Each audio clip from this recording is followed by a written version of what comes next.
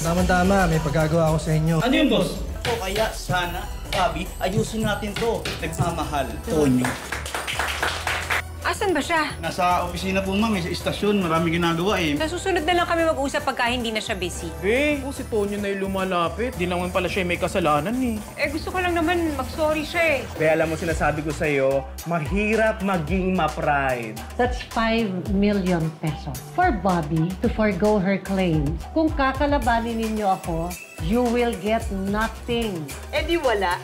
Isaksak mo sa baga mo. Anak ko ang nagkasala sa'yo. Hindi ang apo ko. Kaya tantanan mo si Bobby. You know, Faye, Vince was very instrumental sa pagtigil ng bentahan ng drugs sa school. What's not to like about him? Pero masyado pang bata si Faye para magka-boyfriend. Glenn, I saw how you looked at that young man. Don't do it. Wala akong gagawin. Hindi nagluto ng almusal si Kapitana. Baka tulog pa. Wala dito eh. Nasaan si Lola? I-check ko sa labas. Tatawag din kami sa barangay. Hindi, ako na.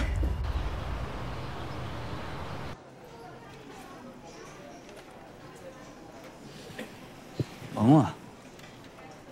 Oh, Bok! Aga mo ah. Maaga ako. Dahil di ba sinabi mo may update kayo tungkol dun sa nagpatakas kay Mando? Pero, bakit ang bango-bango mo? Alam ko na. Kasi kahapon, sinabi ko sa'yo na today papasok si Bobby. Oo na, sige na. Maaga ako dahil gusto ko nga na magkausap kami ng personal. Pero siyempre, interesado rin ako sa i-update nyo. Ano ba yun? Bok, good morning. Teka, ang bango ah. Ikaw ba yun? Hindi ako yun. Ito si Bok. Kasi alam niya, ngayon papasok. Oo, ano ba? Tama na yan. Bautista, ano ba yung i-update ninyo? Bok, sinunod namin yung sinasuggest mo. Inikot namin lahat ng ATM na malalapit sa Calabari State Prison. Ayun, naka-jackpot tong si Bautista. Sige nga. Ano yan?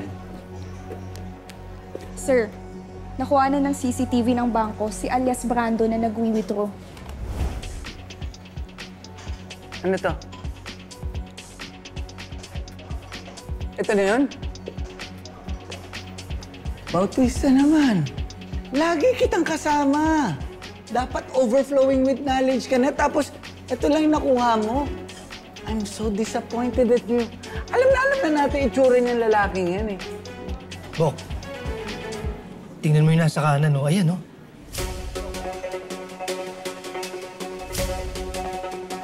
Sir, nakita rin sa CCTV yung plaka ng kotse. Bautista! I'm so proud of you. Galing-galing mo talaga. Thank you, sir. Dami mo talaga natututunan sa akin. Ang galing mo, ha?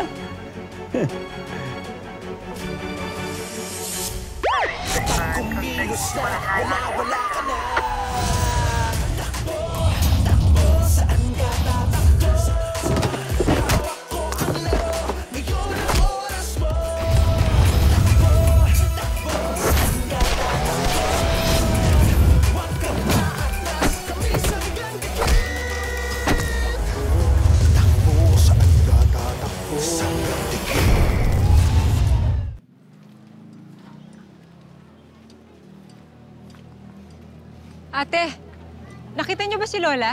Ay, naku, Bobby, hindi.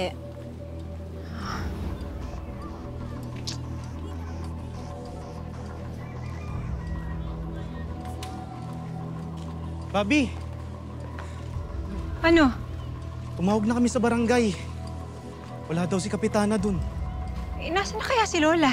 Bobby, wala ka naman sigurong kaaway na sindikato, di ba? Kasi nung last time nawala si Kapitana eh, di ba? Wala naman akong hawak na kaso ngayon eh. Di kaya... Teka, Pwede. Oo, Mar. ano yun? Ano yun? Abdul, ikaw na magkwento. Ano, Bobby, kasi kasama namin si Kapitana kagabi. Rumonda kaming tatlo. Tapos nakasalubong namin si Ma'am Sophia. Oh, Tapos pinagbantaan ni Ma'am Sophia si Kapitana. about dun sa mana nyo. Ano?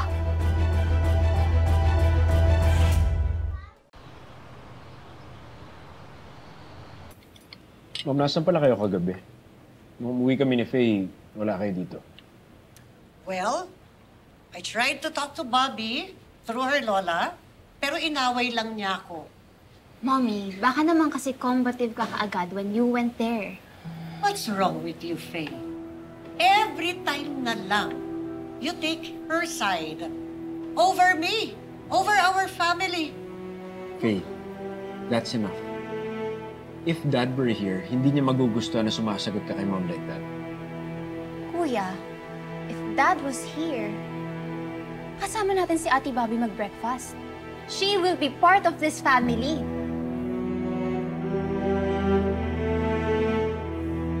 Paano pinagbantaan? Sige nga. Ang tigas din pala ng ulo mo. Katulad ka ng apo mo. Ay, ganun. Tsaka meron pa eh. Ganito sabi niyo. You'll regret that you made an enemy out of me. Ganun. Bobby, di ba pagbabanta na yun? Pagbabanta nga yun. So, Bobby, tingin mo ba may kinalaman si Ma'am Sophia sa pagkawala ni Kapitana? Teka, di ba may iniwan na calling card si Ma'am Sophia in case na magbago yung isip ni Kapitana? Ay, oo! Nasa taas! Tara! Oo, halika. Tara. You wanna play that game, ha? If Dad was here, hindi ka niya hahayaan makipag-date sa lalaki. Lalo na sa dating snatcher. What? Kuya, akala ko ba you like Vince? Yeah, as a person. Pero bilang lalaki para sa'yo, hindi. Faye, that is unacceptable. Tigilan mo na yung pakikipagkita dyan sa lalaking sinasabi ng kuya mo. Fine. Sige. Pagtulungan niyo ako. Ever since naman na nawala si Daddy, wala na akong kakampi sa bahay na to. Faye, bumalik ka dito! Hayaan mo na. Baka may magawa o masabi kang pagsisihan rin natin sa dulo. I don't know, Glenn. Padami ng padami na lang ang problema binibigay ng daddy mo.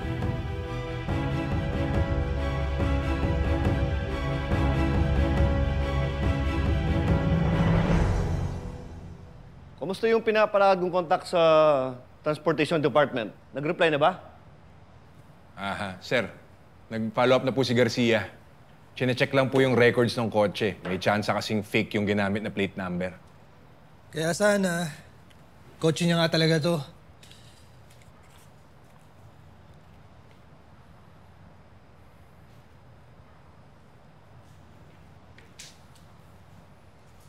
Two days lang yung leave ni Enriquez. Baka may nasikaso lang kaya hindi pa siya nag-report dito sa station.